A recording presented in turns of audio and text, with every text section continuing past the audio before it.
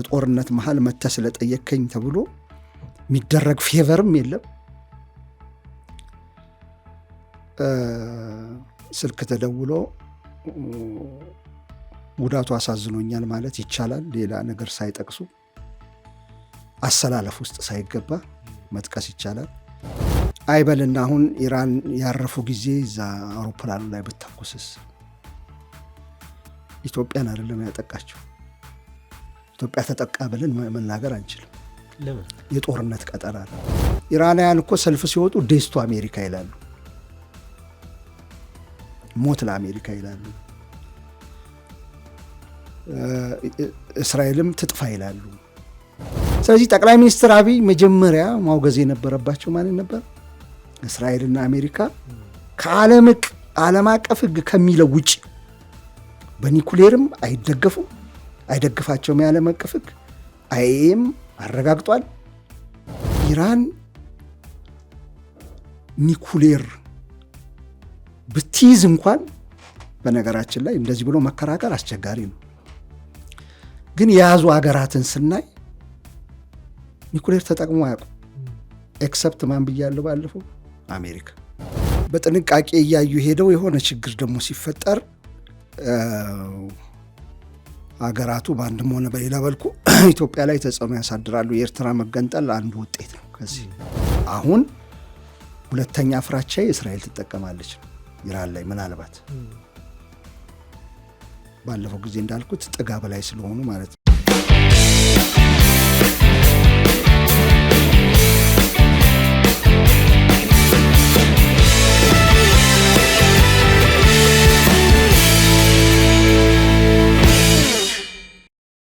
ፕሮቶኮል ሰላምታችን በያላችሁበት የዓለም ዳርቻ ያደረሳችሁ የተወደዳችሁ የአንድ አፍታ ቤተሰቦች ከአንድ አፍታ ወደ እናንተ የሚደርሱ የአንድ አፍታ ትንታኔ ዝግጅታችን ተጀምሯል። ወቅታዊ ጉዳዮች ላይ ከአማረ መኮንን ጋር ቆይታ እናደርጋለን። አብራችሁን ቆዩ። አሚኮ ኳለና የምስራቅ አፍሪካ እና የመካከለኛው ምስራቅ ሁኔታን አያይዘን እንመለከታለን። ዛሬ አይ ቲንክ 15ኛ ቀኑን ደፍኗል። በመካከለኛው ምስራቅ አሜሪካና እስራኤል ኢራን ላይ የከፈቱትን ጦርነት ተከትሎ ግጭቶች እንደቀጠሉ ናቸው። በዛሬው ዕለትም ትልልቅ የሚባሉ ጥቃቶች እንደተፈጸሙ መረጃዎች ያመላክታሉ። ይህን ጉዳይ ከምስራቅ አፍሪካ እንዲሁም ከአፍሪካ ቀንድ ሁኔታ ጋር አያይዞ መመልከት ተገቢ ነው። ምክንያቱም የመካከለኛው ምስራቅ አብዛኞቹ የሚባሉ ሀገራት እንግዲህ በሆርን ኦፍ አፍሪካ እንደዚሁም ደግሞ በቀይ ባህር ቀጠና ትልቅ ሚናን የሚጫወቱ ሀገራት እንደሆኑ ይታወቃልና እሱን አያይዘን እንመለከታለን። ከዚህ አስቀድመን ግን ጠቅላይ ሚኒስትር አብይ አህመድ ከቀናት በፊት ወደ ዱባይ አቅንቷል ለይፋዊ ጉብኝት።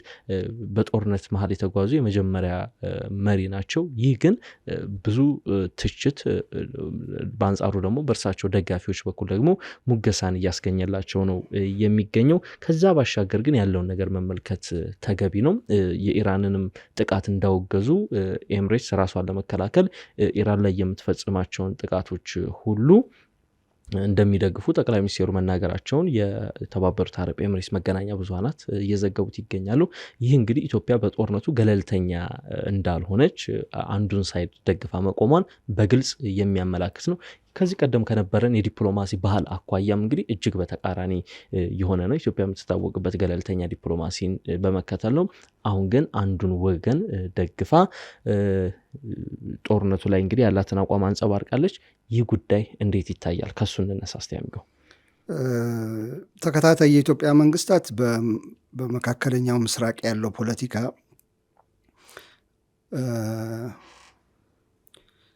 በርዕዮተ ዓለም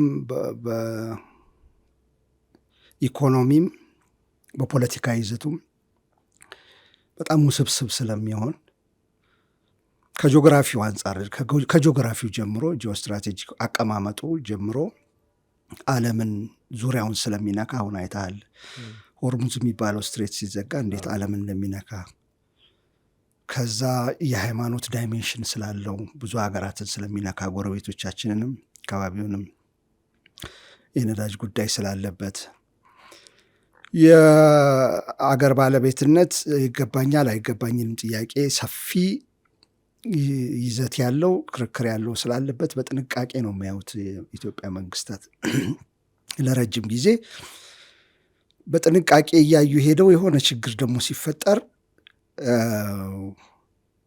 አገራቱ በአንድም ሆነ በሌላ በልኩ ኢትዮጵያ ላይ ተጽዕኖ ያሳድራሉ። የኤርትራ መገንጠል አንዱ ውጤት ነው። ከዚህ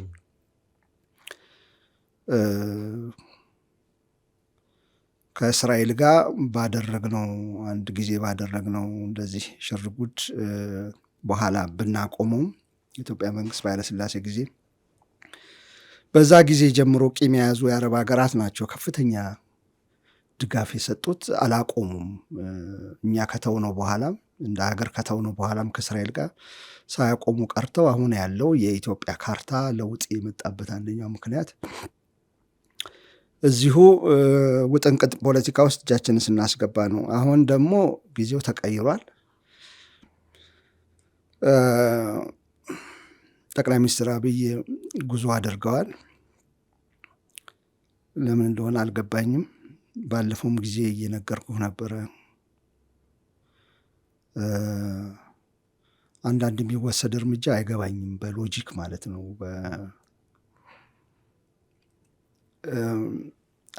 አንዳንዴ የምትናገረው ነገር ቢኖርህም ማለት የምትፈልገው ቢኖርህም ብልህነት አለ። ዝም ማለትም ጥሩ ነው። አንዳንዴ ንግግሩ ግሩፕ የሚያስይዝብህ ከሆነ ብትፈልግም እንኳን ማለት ነው ከሱ ይልቅ ጸጥ ማለት ይሻላል ይባላል። ይሄ ጦርነት በጣም ብዙ ተዋናዮች ያሉበት ነው። የዓለም ሀገራት ብዙዎቹ እየፈለጉ ለመግባት የተቆጠቡበት ነው፣ ውስብስብ ስለሆነ ማለት ነው። ከእስራኤል ከአሜሪካ ጋር የአውሮፓ ሀገራት የሚሰሩ አሉ፣ አንሰራም ያሉም አሉ። ውጤቱ አስከፊ ስለሚሆን ራሳቸው ላይ የሚመጣ ውጤት ስላለው፣ ለምሳሌ ቻይናና ሩሲያ ለምን አይደግፉም ኢራንን? እንትን ኤጌነስት ምዕራባውያን የቆመች ስለሆነች ወይም ደግሞ ትስስር በኢኮኖሚ ትስስር ስላላቸው ነዳጅ በጣም ከፍተኛው ሽያጭ ወደ ቻይና ነው የሚካሄደው። ከኢራን በቴክኖሎጂ ታስሩ ናቸው። የሩሲያ ኒኩሌር እንትኖች እዛ ይሰራሉ ኢራን ውስጥ እስካሁን ያልወጡ አሉ 150 ምናምን። እነዚህ ሁሉ እያሉበት ለምን አይገቡም? ቀጥታ ሲባል የሚገቡበት ሌላ ነው እንጂ ቀጥታ ራሳቸው አይገቡም። በኤሌክትሮኒክ ዋርፌር በሚለው ዳር መረጃ ምናምን እየሰጡ ነው እንጂ በቀጥታ ለምን አይገቡበትም? ይሄ ሁሉ እያለ የኢትዮጵያ ጠቅላይ ሚኒስትር እዛ ሄደው ተገኝተዋል። አይበልና አሁን ኢራን ያረፉ ጊዜ እዛ አውሮፕላኑ ላይ ብትተኩስስ? ኢትዮጵያን አይደለም ያጠቃችው። ኢትዮጵያ ተጠቃ ብለን መናገር አንችልም። ለምን? የጦርነት ቀጠና ነው። የጦርነት ቀጠና ላይ ወደህ ከሄድክ ኮንሲኩዌንሱን ለመቀበል ነው የሄድከው። ኢትዮጵያ ላይ የተሰነዘረ ጥቃት አይደለም፣ የዱባይ ኤርፖርት ላይ የተሰነዘረ ነው። የዛን ጊዜ ሰው ይሸሸጋል፣ ጦርነት ስለሆነ። አንተ መሞት እፈልጋለሁ ብለን የተገኘው እዛ ቦታ የጦርነት ቀጠና ነው። ኮንሲኩዌንሱን አሰብኩት። እንደዛ ቢሆን ለምሳሌ ምንድን ነው ልንል የምንችለው እኛ እንደ ኢትዮጵያ? እኔ ዱባይ ላይ ነው የተኮስኩት፣ ኢትዮጵያ ላይ አይደለም የተኮስኩት። ዱባይ ኤርፖርት ላይ ነው የተኮስኩት። ዱባይ ኤርፖርት የአሜሪካ ስለላ እንትን የሚካሄድበት ነው። ስለዚህ እሱን ልመታ ነው። በቃ በቂ ሪዝን ነው። ሁለተኛ እዚህ ስለሚሆነው ነገር ሳስበዋል ወይ? እንደዛ ቢሆን ውጤቱ ቢመታ ኢትዮጵያ ውስጥ ምንድን ነው የሚሆነው? ገና ያልተረጋጋ ሀገር ስለሆነ፣ ጦርነት ላይ ያለ ስለሆነ ስሙዝ ትራንዚሽን ነው የሚካሄደው። ማን ነው የሚተካው? ለምሳሌ እንደዛ ቢሆን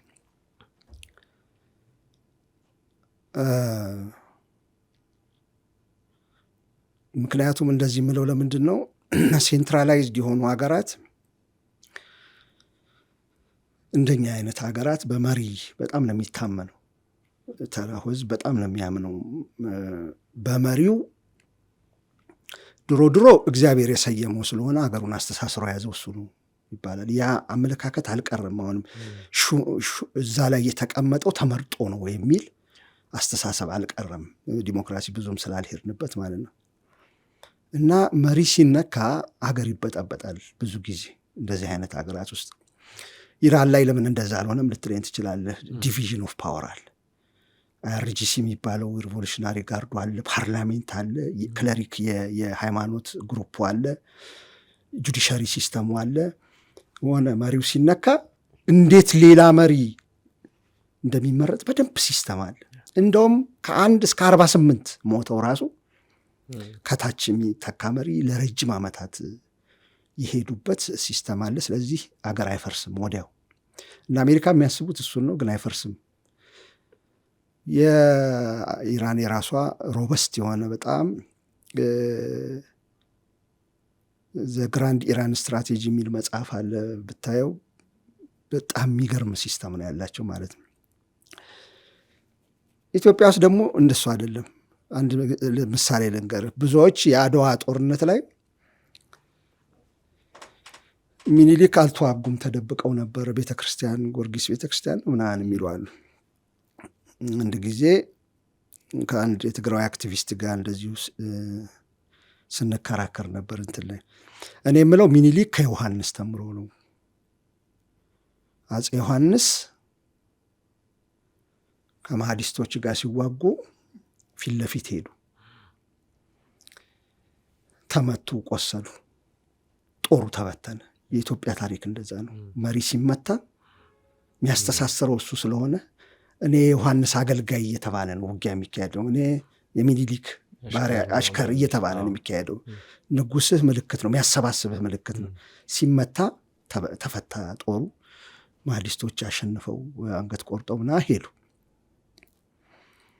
ሚኒሊክ እዛ ጣሊያን ፊት ለፊት ቢገኙ ሲሞቱ ያ ሁሉ የተሰባሰበ ከተመቱ ማለት ነው ይበተናል።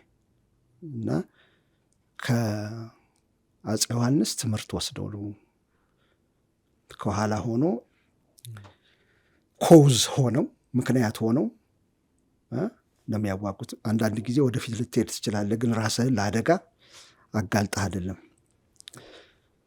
ከዛ ሚኒሊክ ሞቱ ሲባል ከተነገረ በኋላ ደግሞ ማለት ነው ከአድዋ በኋላ ከተነገረ አገር ይበጠበጣል ተብሎ ጸጥ ተባለ። ባለፈው ጊዜ 6 ዓመት ለ5 ዓመት የሚኒሊክ ስንዴ ስጠኝ ብዬ እኔ ያለምንህም አምና ነበር እንጂ ዘንድሮ የለህም ገጠር እየተወቃ ምናምን እዚህ መራ ቤቴ በእንትን ነበረ በሾርኔ በምንለው በጀርባ ነበር የሚነገረው። ሀገር ስለሚበጠበጥ እንደዚህ አንድ ምልክት ምናምን ያልተረጋጋ ሀገር ዲሞክራሲ ቀጥሎ ማን የሚመጣው የሚለው የማይታወቅበት ሀገር ላይ እንዲህ አይነት ሪስክ አይወሰድም። አሁን የጠቅላይ ሚኒስትር አብይ እያወራን ስለሆነ ማለት ነው።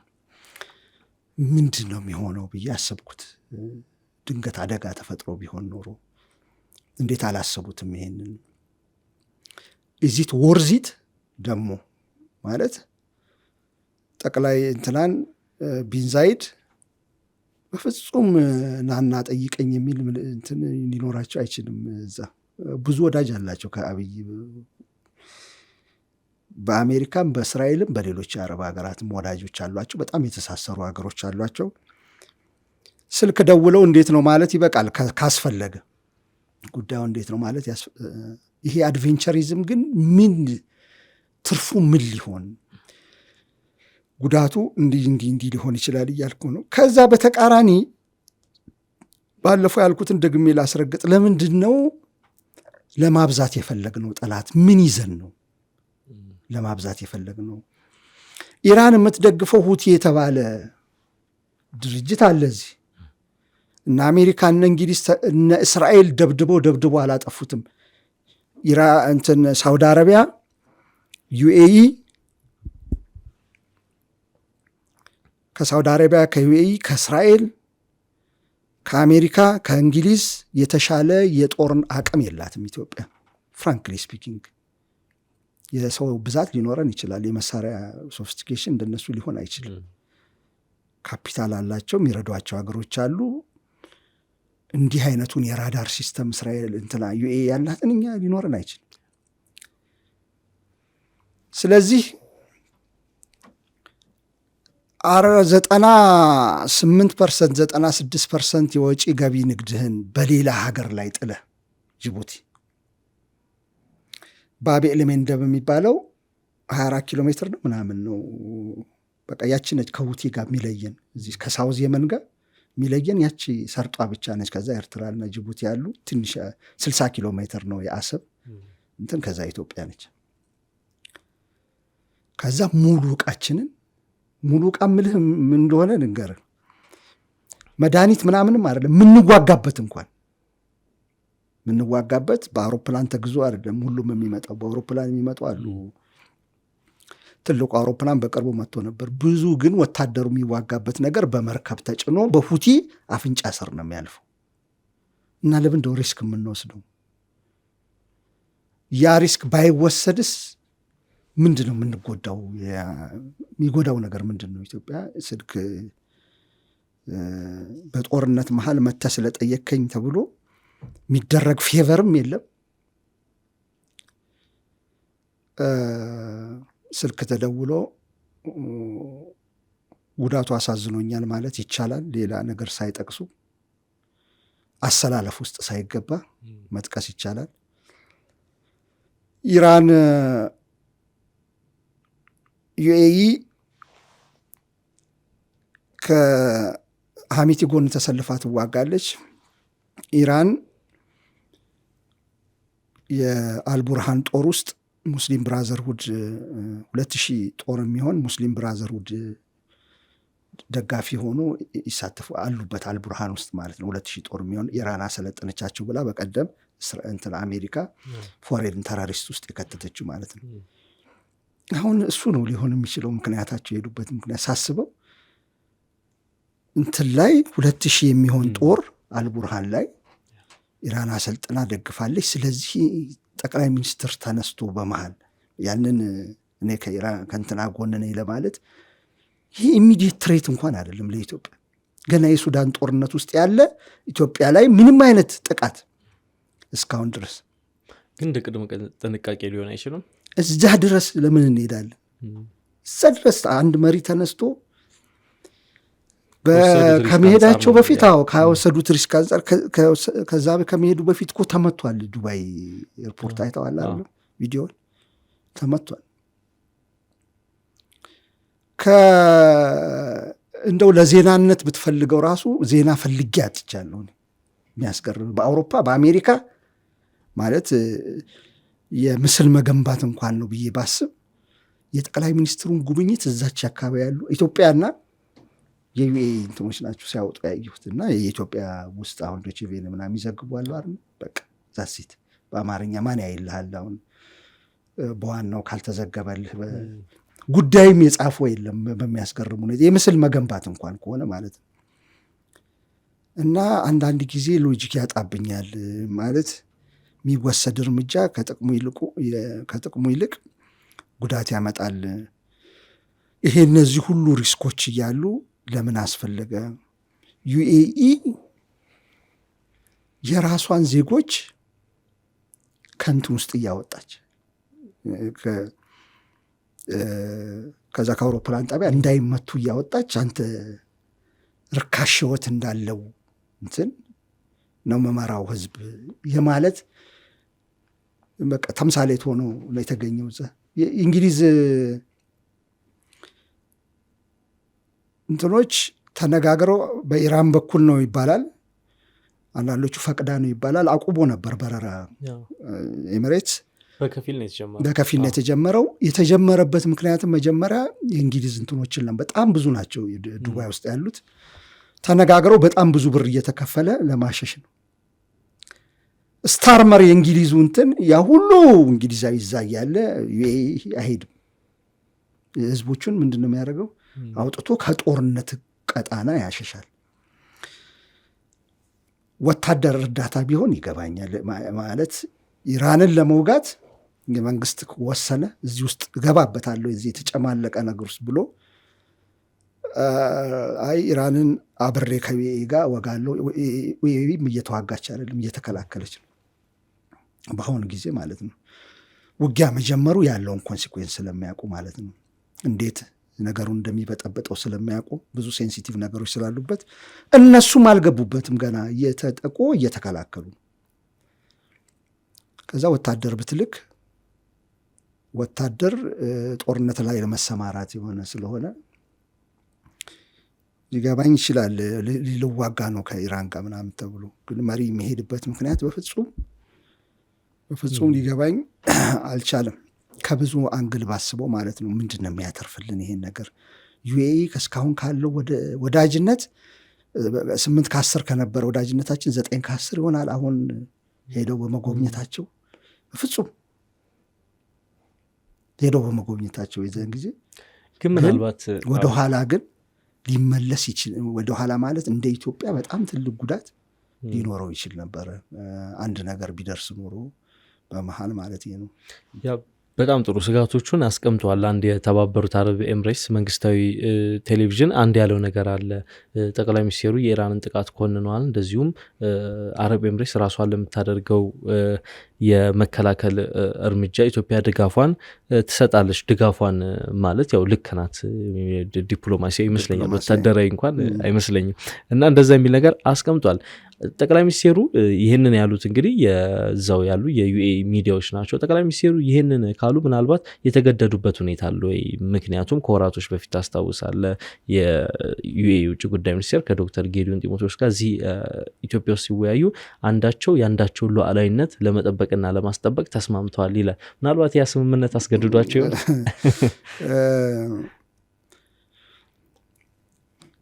እሱ ሁለተኛው ጉዳይ ላይ ያመጣኛል። አሁን በመጀመሪያ ደረጃ እንትኑን ላንሳ።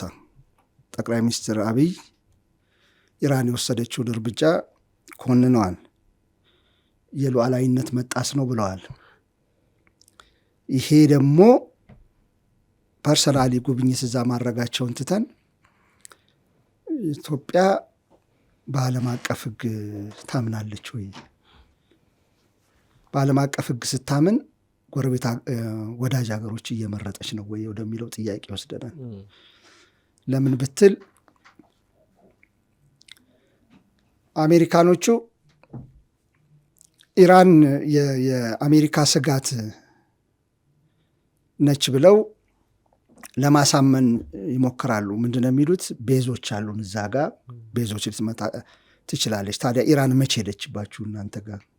ቤዙ ነው የመጣው ኢራን ጋር።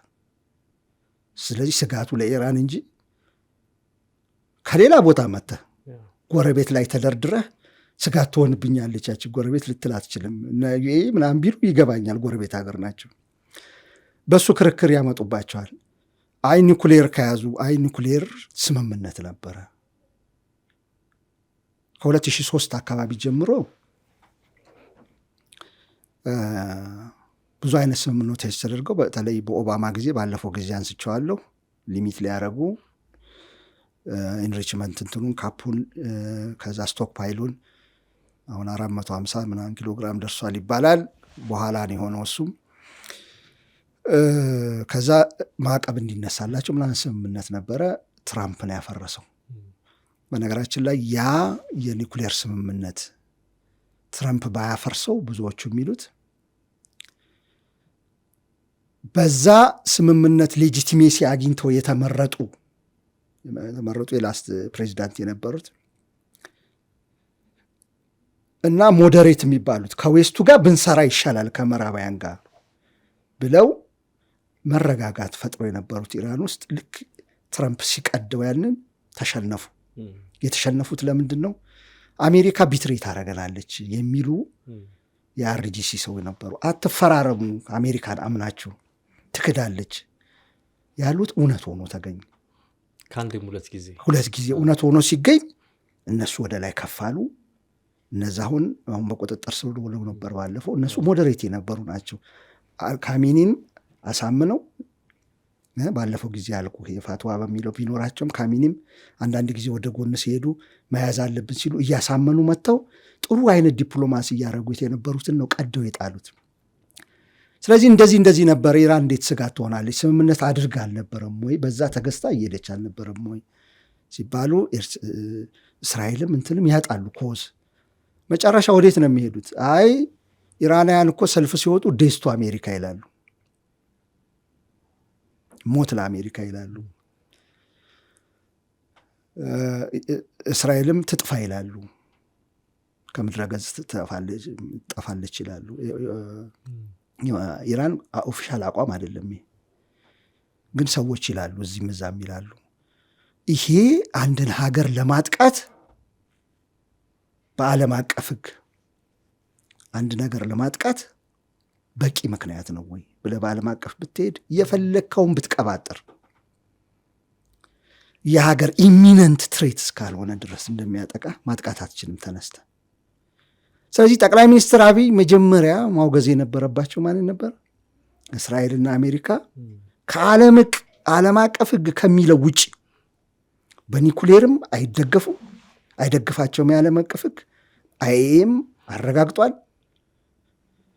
እንትናም አረጋግጧል። የአሜሪካ ባለፈው ጊዜ የተባረረችዋን አይታ ኢንቴሊጀንስ ቢሮ አረጋግጧል። ኢራን ልትይዝ አይደለም በፍጹም እዛ ደረጃም አልደረሰችም ብለው አባረዋቸዋል።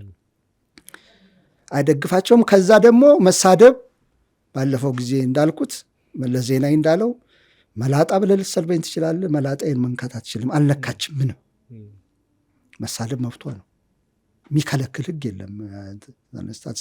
አንድ ሀገር ሰደበችኝ አትስደበኝ ምናምን የሚል አተካራ የለም። ኢሚነንት ትሬት አልነበረችም ኢራን። ስለዚህ ስትመታ ሉዓላዊ ሀገር ጥሰው ነው።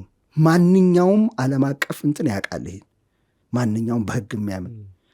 ስለዚህ ዩኤኢ የላቸውም። ቅድም የዘረዘርኩት ናቸው። ሁሉም አይሰሩም። የሚያነሷቸው ምክንያቶች እነሱ ናቸው። ሪል ሪዝኑ ሌላ ስለሆነ ሪል ሪዝኑ ምንድን ነው? እስራኤል በመካከለኛው ምስራቅ የበላይ ሆና መውጣት። ተገዳዳሪ ማን ሆና ተገኘች? ኢራን። አሜሪካ በዓለም ላይ የበላይ ሆና መውጣት። ማን ተገኙ? ይሄንን ደስ የማይላቸው ሀገራት እኩል መሆን አለብን ብለው የሚያወሩ ኢራን፣ ቻይና፣ ሩሲያ ተገኙና ቀስ በቀስ እነዚህ መጥፋት አለባቸው። ሪዲዝን ኮዙ ይሄ ነው የእነሱ ጦርነት። እስራኤል ደግሞ ኢራን ከወደቀችላት ተስፋፍታ ያንን አካባቢ በሙሉ ግሬተር እስራኤል የሚባለው በመጽሐፍ ቅዱስ ቃል የተገባላቸው ኦሪት ዘፍጥረት ምዕራፍ 18 ቃል ገባልን የሚሉትን ከግብፅ እስከ ኤፍራጥስ ያለ መሬት መያዝ ግሬተር እስራኤል የሚል ፕሮጀክት አለ። ይሄ ነው ዋናው ምክንያት። ምክንያቱም ሚዛን ላይ ስታስቀምጠው ኒኩሌር ትሬት አይደለችም። እኔ አይደለም ያልኩት፣ መሳሪያ አልይዝም ብላ ተፈራርማለች። ቀደውት ነው አሁን ትራምፕ በእንትኑ የዓለም አቶሚክ ኤጀንሲ አረጋግጧል። እሱ ብቻ አይደለም፣ የአሜሪካ የራሱ የኢንቴሊጀንስ ምክር ቤቱ አጥንቶ አይደለም ልትይዝ አይደለም ተናደው ለማጥቃት ስለማይማች አባረሯት። ማን ነበረች? ሙናንድ ምናምን የምትባለን ሴት ባለፈው አንስተናታል። የኒኩሌሩ እሺ ካልሰራ ትልቁ የሚባለው አሁን እሱ ነው እንግዲህ ትሬት ከተባለ ካልሰራ ምንድን ነው ምክንያታቸው? ለእኛ አደጋ ነች የሚሉበት ምክንያት ኢራን ኒኩሌር ብትይዝ እንኳን በነገራችን ላይ እንደዚህ ብሎ መከራከር አስቸጋሪ ነው። ግን የያዙ ሀገራትን ስናይ ኒኩሌር ተጠቅሞ አያውቁም። ኤክሰፕት ማን ብያለሁ ባለፈው? አሜሪካ አቶሚክ ቦምብን ተጠቅማለች። ስለዚህ ሌላው ሀገር ከሰጋ አሜሪካ ትጠቀመዋለች ብሎ ነው መስጋት ያለበት። እንዳውም እኔ አሁን ሁለተኛ ፍራቻ እስራኤል ትጠቀማለች ነው ኢራን ላይ ምናልባት ባለፈው ጊዜ እንዳልኩት ጥጋ በላይ ስለሆኑ ማለት ነው። እና ይሄ ባለበት ሁኔታ ብዙዎቹ አስፈላጊ አልነበረም ጦርነቱ መጀመር። ምን የምታቀርቡት ምክንያት ልክ አይደለም፣ ሉዓላዊ አገርን ጥሳችሁ ነው እየፈጸማችሁ ያለችሁት የቱ ባሉበት ሰዓት መርጠው ጠቅላይ ሚኒስትር አብይ አህመድ መርጠው ኢራን እንትን ላይ ስትጠቃ አይደለም እንትኑን የምትከተል ከሆነ አክሮስ ዘቦርድ ለሁሉም ነው መሰራት ያለበት። ኢንተርናሽናል ዝም ማለትም የተሻለ ነበር። እሱ ይሻላል። እኔ እኮ ብያለሁ። አንዳንድ ጊዜ እዛም ኔጌቲቭ እዚህም ኔጌቲቭ የሚያመጣብህ ከሆነ ነገርየው ዝም ማለትም አንድ ነገር ነው። አንድ ሌላው ዓለም የሚስማማበትን አንተ ጠብቀህ የዩኤኢ እንትን ተጣሰ፣ የኩዌት ሉዓላዊነት ተጣሰ፣ እንደ የኢራንም ተጥሷል። ኢራን ሀገር አይደለችም እንዴ? ተጥሶ እንዳውም መልስ ነው የሰጠችው። ይሄ ደግሞ ንግግራቸው ላይ ቁጭ ብሎ ነበር። ብዙ ነገሮች መዘርዘር እንችላለን። አሁን የሚወጡ እንትኖች ደግሞ በጣም የሚያስገርሙ ሁሉ ናቸው። አሁን እያየሁ ያለሁት መረጃ ዊትኮፍ እና ጃሬድ ኩሽነር ናቸው የተደራደሩት ከኢራን ጋር። ትላንትና እያየሁ የጥናት ዘገባ የሚያወሩትን ራሱ አያውቁም ነበር። አሁን አሜሪካኖቹ እንደዛ እየሆኑ ነው የሚያወሩት ድርድሩ ላይ ነጥቦች። ኢራን ምን እንደያዘች ምን እየተደራደረች እንደሆኑ ያ የዘመድ ነው፣ በዘመድ የመጣ ነው ኩሽነር የሚሉት። የዊትኮፍም እንድትደበደብ የሚፈልግ ነው። ከጂዎች ጋር በጣም የተሳሰሩ ናቸው። የሚያወሩትን እንኳን አያውቁም ነበር። እንትን ላይ ሊደርሱ ሁሉ ይችሉ ነበር፣ የመደራደሪያ ነጥብ። እንደዚህ አይነት ነገሮች ናቸው ወደ ጦርነት የሄዱት። ሌላም ሪዝኖች ሊኖሩ ይችላሉ እና የዓለም አቀፍ ሕግ ተሽሯል፣ ሉዓላዊነት ተጥሷል ካልክ ለሁሉም ሀገር ነው የሚሰራው እሱ እና እሱም ላይ ችግር አለ ማለት ነው። መርጠን እንትን ስንል ለኢትዮጵያ ደግሞ ጥሩ አይደለም እሱ። ቅድም ባልከው መሰረት ዓለም አቀፍ ሕግም ላይ ማንኛውም ጥቁር ሀገር ሳይኖር ከቅኝ ግዛት ሳይወጣ የዩናይትድ ኔሽን ቻርተር ላይ የፈረምን ብቸኛ ሀገር ነን። የአክሊሉ ሀብተወልድ እንትን ኒውዮርክ ህንፃ ላይ እንደነበር ታውቃለህ። ከፈራሚዎቹ አንዱ ስለነበረ በሙሉ ነጭ ናቸው ሌሎቹ። ሲፈርሙ የነበረው ስዕል እንትን ፎቶ ኒውዮርክ የተባበሩ መንግስታት ጽሕፈት ቤት አለ፣ ትልቅ ምስል ነው። ሌላው ዓለም ሌላው ጥቁር ዓለም በቅኝ ግዛት ውስጥ የነበረ ነው። የአፍሪካ ህብረት እዚህ ነው። ቻርተሩ መጽደቁ ላይ ከፍተኛ አስተዋጽኦ አለን። መሪዎች ብዙ ጊዜ በህግ ያምናሉ፣ በዓለም አቀፍ ህግም በእንትንም ያምናሉ። ስንጠቃ ነው ምንመልሰው። ብዙ ጊዜ ጀምረናል የምናጠቀው። ብዙ ጊዜ በታሪክ ስንጠቃ ነው ምንመልሰው። አንድ ሰሞን ማቃት አንድ ልጅ ነበረች። እንዳውም ኢትዮጵያዊነትን ግለጪ ሲባል ኢትዮጵያዊነት ብዙ ነገር ይወራላል። ምንድነው ስለ አትንኩኝ ባይነት ነው የምትል ልጅ ነበረች። እንደዛ ነው እንጂ ሄዶ የዓለም አቀፍ ህግ ሲጣስ ወደ አንዱ ማዘንበል እየመረጥክ ለአንዱ ማድላት ምናምን አይደለም፣ መገለጫችን አይደለም እሱና እዛ ውስጥ ባንገባ ደስ ይለኛል። የሄዱበት ምክንያት ለዛ ነው አልገባ ያለኝ። በተለይ ሁቲ የሚጀምር ከሆነ ጥቃት እስራኤልን ላይ የሚተኩስ ነው። ያ ሁሉ መከላከያ እያለ ያ ሁሉ ራዳር እያለ ከአዘርባይጃን እስከ አጠገቧ ጆርዳን ድረስ ያ ሁሉ ራዳር መከላከያ ለእስራኤል የቆመ እያለ አዘርባይጃንም ለዛ ይሆናል ባለፈው የሄዱበት ምክንያት አሳልፎ ሁቲ የሚመታ ነው። እኛ እዛ ላይ አልደረስንም ገና። ያ ሁሉ አገር አይከላከለንም ኢትዮጵያ ላይ ቢተኮስ። ከዛ ጅቡቲ ቅርብ ነች። ሁሉ ነገራችን በዛ በኩል ነው የሚገባው። ሁሉም ከመድኃኒት እስከ ብስኩት ድረስ እስከ ዱቄት ድረስ እና ጥንቃቄ ያስፈልገዋል ማለት ነው። እንደዚህ አይነት ቼዝ ጨዋታ ላይ ሲደረግ ጥንቃቄ ያስፈልጋል። ኪንግ ቼክሜት የሚሉት አለ። ኪንግህን አስይዘህ